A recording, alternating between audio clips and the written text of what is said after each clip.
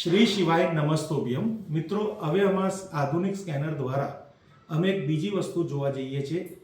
GOS એટલે એક એવી નકારાત્મક ઉર્જા છે જેને શબ્દમાં ના વર્ણવી શકાય.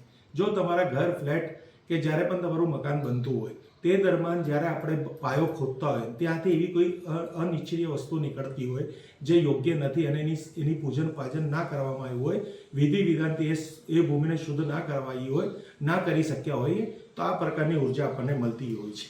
તો આપણે અહીંયા જોઈએ છે કે એવી ઉર્જા આ ફ્લેટમાં અવેલેબલ છે.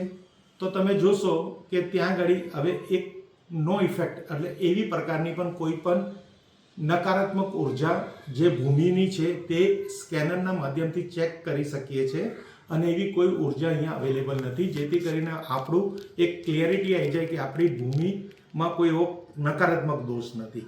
તો ફ્રેન્ડ્સ, આ પણ એક બહુ સરસ સ્કેનર દ્વારા તમે માપદંડ કરી શકો છો ભૂમિની શુદ્ધિકરણની, કે ભાઈ કોઈ પણ પ્રકારની વિધિ વિધાન થયેલું છે, પૂજાપાઠ થયેલી છે, એટલે આપણે કોઈ પણ પ્રકારની સમસ્યાનો ભૂમિના લીધે સામનો કરવો ના પડે.